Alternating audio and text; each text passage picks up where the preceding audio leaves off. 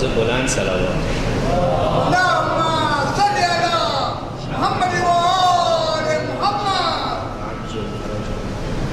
أعوذ بالله من الشيطان الرجيم. بسم الله الرحمن الرحيم. الحمد لله رب العالمين والصلاة والسلام على سيدنا ونبينا وطبيب نفوسنا وحبيب قلوبنا أبي القاسم محمد.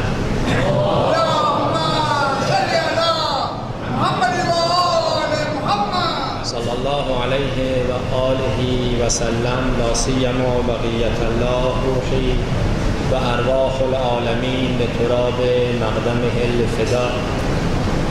Respected scholars, elderly brothers and sisters, young and old, one and all, Assalamu alaikum jami'an wa rahmatullahi wa barakatuh. Just in case you haven't heard about me, I'm an adopted Khoja Sheikh, as I was telling the brothers earlier today. Since my first experience with the Khoja community of Jamaat in Sydney back in 1994, when I was invited for the first time to deliver a series of talks on the occasion of Muharram, for the Ashur Muharram. There was a talk that how come Sheikh Mansour is invited to recite for the Khoja community. And some, they said maybe we have Iranian Khoja as well. Now here we go. This is the Iranian Khoja. Don't think that there is no Iranian Khoja. But I'm an Iranian Khoja who doesn't speak Gujarati and doesn't speak Urdu as well. Speaks English, Farsi and Arabic only. Sallu ala Muhammad wa ala Muhammad.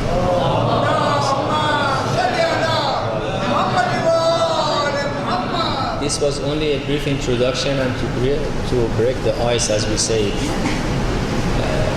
Alhamdulillah alladhi hadana lihadha wa ma kunna linahtadiya lawla an hadana Allah. We cannot thank the Almighty God enough for the blessing of being Muslim, blessing of being mu'min, and the lovers and the followers of Ahlul Bayt alayhimus salam, and the blessing of being the honorable guest of the Almighty God in the month that belongs to Allah subhanahu wa ta'ala. The month that Allah subhanahu wa ta'ala himself, he says, Shahru Ramadhan alladhi unzila fihi al-Quran, is the month in which the Holy Quran is revealed. The month that we are all invited by the blessing of God at the invited in this month at his divine banquet, a month full with spirituality. Inshallah, the theme of my talks in the coming nights all the way through until the end of the month of Ramadan will be about the spirituality of the month of Ramadan and how we can uplift, inshallah, our spirituality. And at the same time, on special occasions that we have, such as tonight and tomorrow night, the occasion of the birth anniversary of Imam Hassan alayhi salam, sallu ala Muhammad,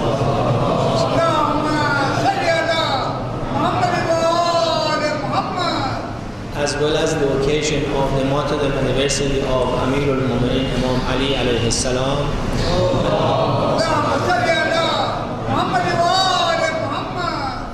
I will be, inshallah, touching and talking about those special occasions. Tonight, allow me to make it more of the orientation and preparation for the main analysis of some aspects of the life of Imam Hassan alayhi salam that is very essential for us as the lovers and the followers of Ahlul Bayt alayhi salam, inshallah, to know about it. The reason that I say allow me, inshallah, to make it only an orientation, because almost it had taken me 24 hours to make it to come here. And I'm talking to you and my brain is asleep. So if you see that I'm talking nonsense, it's just because I'm dreaming perhaps. I'm talking to you. Inshallah, these...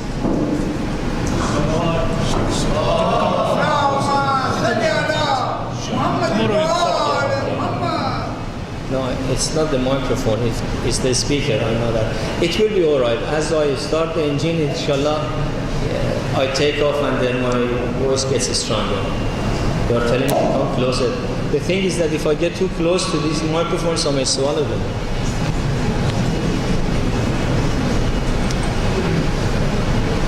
Imam Hassan Mujtaba alayhi salam, brothers and sisters, according to all historians, there is no dispute that he was born 3 years after the migration of the Holy Prophet of Islam to Medina on the 15th, which means in the middle of the month of Ramadan of that year, 3 years after the migration.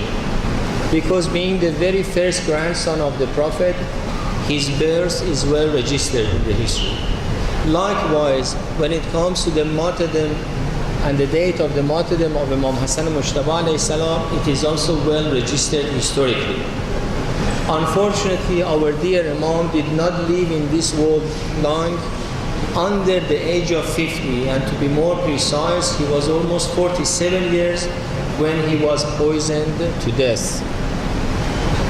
When we look at the lifestyle of the Imams of Ahlul Bayt alayhimus salam, and mind you that whatever we say about the Holy Prophet of Islam, about the characteristics of the Holy Prophet of Islam, about the virtues of the Holy Prophet of Islam, applies, and we believe the same for the Imams of Ahlul Bayt alayhimus salam as his pure offspring and the generation of the Prophet, with the exception of course, prophecy, or as we said, prophethood. Astaghfirullah, of course, we believe that prophethood ceased to continue with the Prophet of Islam. There is no more prophet to come, but in terms of the akhlaq, the virtues, and as the Prophet himself, he says that Ana adibullah wa aliyun adibi, I have been disciplined by Allah subhanahu wa ta'ala, and Ali ibn Abi Talib has been disciplined by me. In terms of the knowledge also, whatever of the knowledge that we prove for the Prophet of Islam, if he is the city of the knowledge, Ali ibn Abi Talib, Imam Ali, is the gate to that knowledge. And whatever we prove for Imam Ali, we prove it for Imam Hassan and all the Imams of Ahlul Bayt alayhimus salam, because they are nur wahid. There is no distinction between them. Now, speaking of the Imams of Ahlul Bayt alayhimus salam, there are two aspects or two dimensions, two angles from which we can study the lifestyle and the biography of the Imams. One aspect is common, talking about the common characteristics of all the Imams of Ahlul Bayt. All of them enjoyed it, each and every one of them. That I refer to as the common characteristics of the Imams of Ahlul Bayt. In that respect, there is no difference between Imam Hassan, Imam Zainul Abidin, Imam Sadiq, and any of them. All the same. Here, talking about the common characteristics, there are again two sides we can look at it. One is what we call it the side of Yal Rab. It means in terms of the relation with Allah subhanahu wa ta'ala. As if there is no human, nothing on earth existing. If it was only Imam Hassan Mujtaba alayhi salam and the Almighty God, hypothetically speaking, this is what we call it talking and learning the personality of Imam Hassan Mujtaba alayhi salam in terms of his relation with God.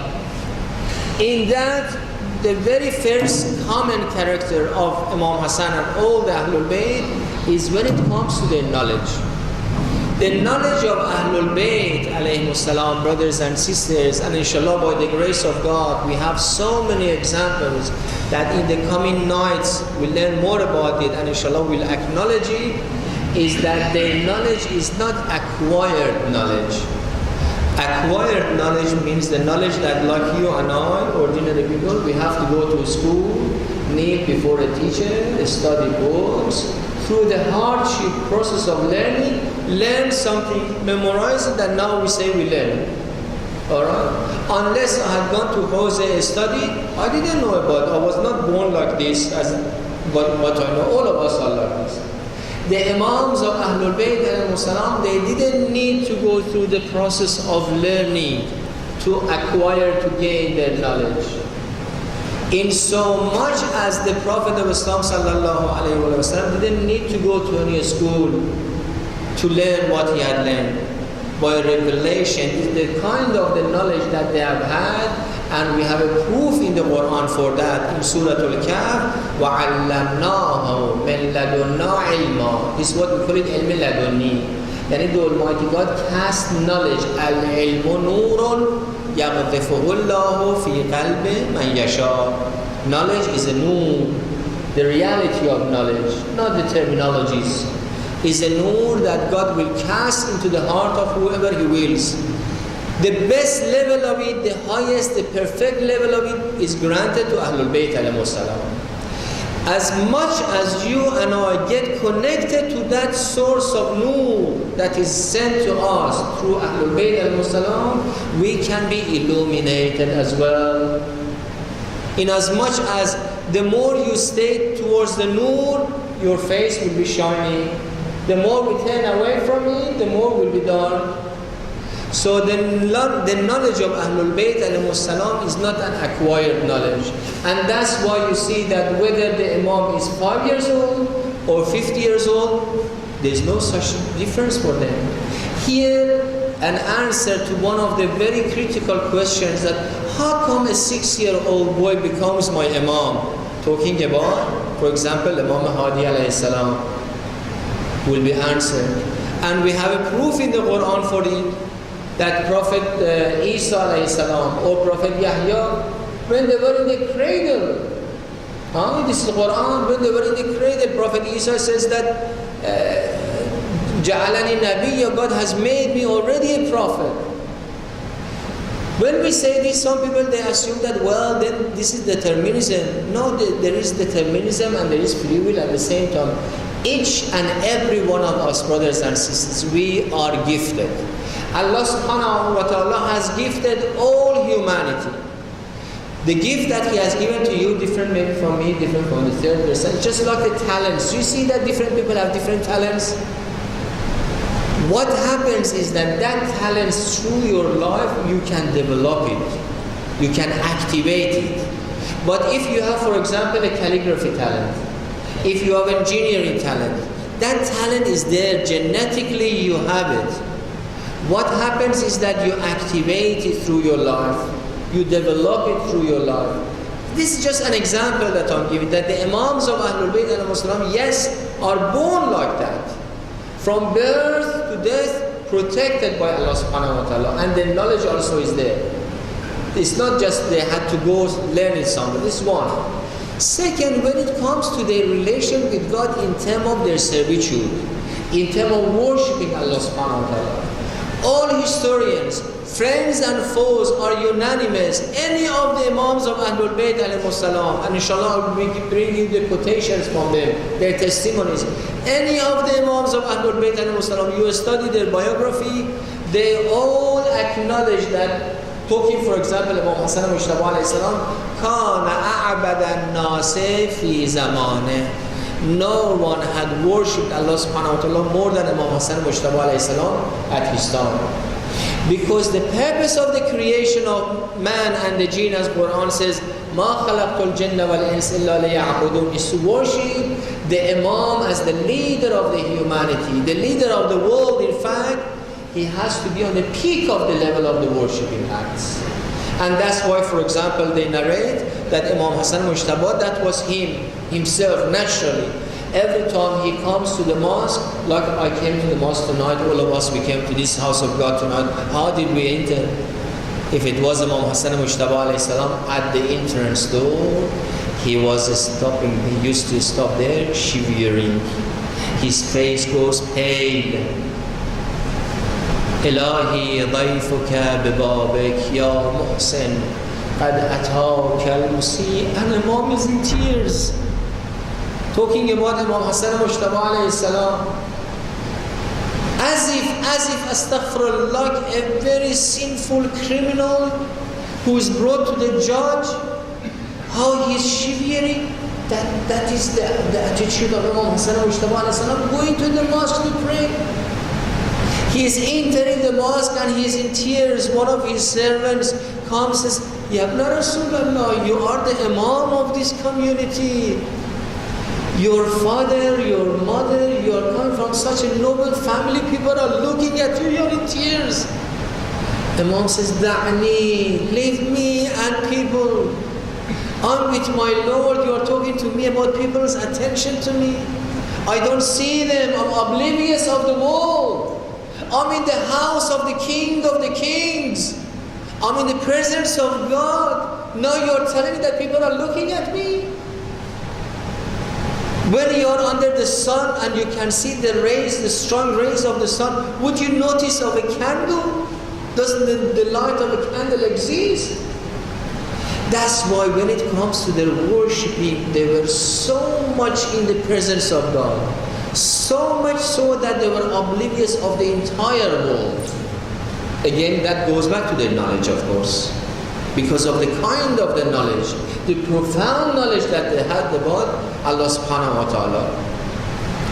Imam Hassan Mujtaba and this is what that I'm telling you applies, as I told, to all the Imams of Ahlul Bayt. And we're talking at this level still about the common characteristics of Ahlul Bayt alayhi salam. This is Yalil Rab in terms of the relation with Allah subhanahu wa ta'ala, the knowledge about God, worshipping of God. There is another facet to their personality, and that is when it comes to their social relation. Unfortunately, there is a misconception that we think that if I'm a spiritual person, I cannot be humorous, I cannot have any social role, I cannot have any, I'm not expected to have a sociable person. This man is very mashallah spiritual, he's an arif, frown and not, dealing with any. On the contrary, look who can be more arif than Imam Ali alayhi salam. Imam al-Urafa. Imam al-Urafa. You know one of the comments that they had on Imam Ali alayhi salam during that mischief of the Khilafah that they made against Imam, they said, because he's humorous, fihi du'aba, he's got sense of humor. How can a man who has got sense of humor be the Imam? Allahu Akbar. Imam Ali alayhi salam says, if that's the case, then the Prophet should not be in that position. He had more sense of humor than me. Yes, I'm humorous, but I don't say anything that God will not be pleased with. Alright? The Imams of Ahlul Bayt, definitely they were sociable. When it comes to social life, down to earth. If nobody knew them, they didn't know whether this is an Imam of Ahlul Bayt, they would assume that he's an ordinary person. So much down to earth in terms of their personality. In terms of caring and sharing, I'm mentioning these headings and passing through quickly, so that telling you that the ayah of the Quran that Allah subhanahu wa ta'ala says, لَقَدْ كَانَ لَكُمْ فِي رَسُولِ اللَّهِ أُسْوَةٌ حَسَنَةٌ. In the lifestyle of the Prophet, there is a role model for you. In the lifestyle of Imam Hassan alayhi salam also, and all the Imams of Ahlul Bayt, these are role models. It's not just for us to read, learn, hear, wow, get excited. No, Sheikh Mansour, God is telling you to learn these things so that you see how much of it you can practice. As long as inshallah we are on the same line. We cannot reach them, but be in the same line. When it comes to caring and sharing, and I put the question forward to you and myself, very honestly, in the house of God. If we have money that we have covered our debts, no mortgage and everything that we want, we have done it. What would be the next project that you have? Well, my children. What next? Well, offspring. Well, trust, making a trust fund. Everything rotates around me, myself and I. This triangle of me, myself and I. This is again idol worshipping that I cannot come out of, me, myself and I. The Imams of Ahlul Bayt as our leaders and our role models were not like this. They were looking for an opportunity to have some money to give it for the sake of God. That was their hobby. They would enjoy it. They would enjoy it. But Ya Rasulullah, we don't have anything else left. I told you, I'm giving you and myself the highest example so that at least we go to the same line. I'm not saying to be like that. We cannot. A man comes to Imam Hassan Mujtaba alayhi salam complaining about his poverty, and the Imams is asking his treasurer, how much do we have? Those days they used to keep their money, they didn't have notes. It was a coin dirham and dinar in a bag, money bag they call it. He says, like for example, we have that money bag left. The Imam says, give it to him. He says, but Ya Rasulullah, nothing is left. Like imagine that all the saving, all the money you have in your account, you write a check and give it out to a needy person. The Imam says, but nothing is left. Your accountant is always very careful about your business is in the hand of your accountant. Say nothing is left. The Imam says that whatever God is providing, God is providing. As He provided before, He will provide. This man is in need of this money, give it to him. Allah Kareem. Why Imam Hassan Mujtaba is known as Kareem Ahlul Bayt? Kareem has two meanings, and I mentioned both of them and examples and applications about the life of Imam Hassan Mujtaba. Kareem, one meaning of Kareem means generous. The one who is really generous in the real sense of it. A generous person is the one that enjoys giving. You don't have to go beg him to give. He enjoys giving. Imam Hassan Mujtaba alayhi salam was like this. Historians, friends and foes, they had mentioned Imam Hassan Mujtaba alayhi salam at least in his life, short lifetime, I told you 47 years old he lived in this world. In his lifetime 2 or 3 times, whatever he earned and he made, halved it, half to the poor and needy, half I keep it. They say he was so particular that historians have maybe exaggerated. They say that when he was harving, he was really harving all his estate. Even a pair of shoes, one goes this side, one goes this side. This is just maybe, it sounds exaggeration to say that how particularly. And now when it comes to us to give 20%, Sheikh, woo! My leader was halving his wealth, his entire estate, 2 or 3 times. Imagine that you have a business, running a company business, reach a certain amount of money, you say, all right, now halve it. Again, work hard, again goes up, halve it. This is Imam Hassan Mujtaba. One meaning of Kareem, therefore, is generosity. Imam Hassan Mujtaba was really generous in the sense of it. The second meaning of Kareem is the one who forgives. Kareem means generous, because generosity sometimes is by giving money, sometimes is by closing your eyes, like as if I didn't notice. Someone insulted you and you were Kareem, and you were so honorable that you don't bring yourself down to the level of that person to answer him back. You are an honorable person, you let go of it. Imam Hassan was Kareem also in that sense. A man from Sham, Damascus of those days, bombarded against Imam Hassan Mujtaba and Ahlul Bayt, came to Medina. As soon as he saw the Imam, with no hesitation, started swearing and insulting the Imam. When he finished, Imam Hassan looked at him and said, brother, from your accent I can tell you're Syrian and you're new in this town. Do you need accommodation, brother? Are you hungry? Would you mind being my guest of honor tonight? Really, let's put ourselves in his shoes. Someone comes insulting, and the head of the community I'm talking about, a blink is enough to get rid of him. And look at how he's treating him. And that man, once he noticed who the Imam Hassan Mujtaba alayhi salam was, he says, Allahu a'lam haythu yaj'alu risalata. God knows where he had put that Imam at. With Imam Hassan Mujtaba, not the other side. The personality of the Imam. Imam Hassan Mujtaba alayhi salam, inshallah we'll touch on it tonight. Imam Hassan Mujtaba alayhi salam was so forgiving that even his wife that poisoned him to death, Ja'adeh, did not release her name. Even Imam Hussein comes and says, brother, who did that to you? Historians say that it didn't come out of the mouth of Imam Hassan. Imam Hassan Mujtaba never he said it himself. He didn't introduce her. She confessed later on, but not Imam Hassan. Okay? So this is one aspect of the personality of the Imams of Ahlul Bayt. Inshallah, when I talk about Imam Ali alayhi salam, I'll give you examples of the life of Imam Ali. All the Imams, that common aspect applies to all of them. In Islamic mysticism, our Urafa, they say there is no duplication in creation. What does it mean? There is no duplication in creation. If you say salawat, inshallah, I'll explain it to you.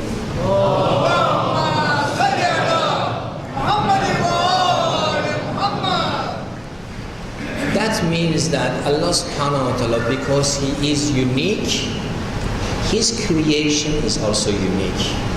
Not two humans, not two birds, not two objects, not two kinds of creation in this world are identical. Even identical twins, medically they call them identical. Philosophically, there is no identical twins existing at all. If you ask the birds if possibly we could communicate with them and tell them that we humans, we look different or the same, they will tell you, you guys all look the same. In so much as when we look at the birds, we think that birds like, I don't know, any pigeons in Kenya, in Australia, or in Iran, in Europe, in America, they all look the same. Oh my friend, they look the same to you because of lack of knowledge. As zoologists, they tell you not two birds are the same. Excuse the example I gave, but I want to bring you to the topic. The Imams of Ahlul Bayt alayhi salam, as much as we say they are Noor Wahid, but each and every one of them, because Allah subhanahu wa ta'ala has an exam sheet for every human that He has created. The exam sheet of Prophet Adam was different from his son, different from Ibrahim, different from Musa, as you read the history of the prophets. The same about the Imams of Ahlul Bayt alayhi salam. The exam sheet of Imam Hussein, you see, different from Imam Hassan, different from Imam Zainul Abidin, isn't it? The same applies to you and I as well. In that aspect, you see differences in the lifestyle of the Imams of Ahlul Bayt alayhi salam. The test that Allah subhanahu wa ta'ala has put Imam Hassan through, did not put Imam Hussein through, did not put Imam Zainul Abidin through, and so forth. Now, one of the main personality or characteristics of Imam Hassan Mujtaba that makes him quite unique, distinguished from his family, is Imam Hassan Mujtaba alayhi salam was gharib. Gharib, it means lonely. All the Imams were lonely. Imam Ali was lonely. I may say that there has not been anyone lonelier than Imam Zaman Ajjalallahu Ta'ala Farajahu Sharif. Sallu ala Muhammad.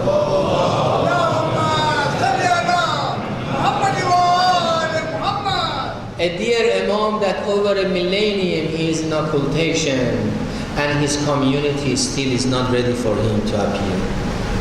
If he has not appeared, it's because of us. So he is also gharib. But Imam Hassan Mujtaba alayhi salam, his ghurba and loneliness is very distinguished. That I, with all respect, give a bit of comparison, and this is just an introduction to, inshallah, tomorrow night, talk about the accusations that were given to Imam Hassan Mujtaba to confirm his ghurba, his loneliness more, and clarification, inshallah, about that. Compare, for example, the ghurbat of Imam Hassan and Imam Hussein. These two brothers that there is only 6-7 months difference between them. We all say that Imam Hussein was mazloom and gharib. Of course he was mazloom and gharib. But subhanallah, brothers, Imam Hussein alayhi salam, at least he had over 70 loyal companions like Muslim ibn Usajah, that he says, if they come, kill me, burn me, through my ashes, bring me back to life again. Say, are you going to support Hussein ibn Ali? I said, of course. Kill me again. 70 times they do this to me. I will not forsake. I will not abandon my Imam. Imam Hassan Mujtaba didn't have such companions. Not only that, as inshallah tomorrow night I'll give you example, sadly his own cousin betrayed him for money. His own cousin. Yes, Imam Hussein was mazloom and gharib,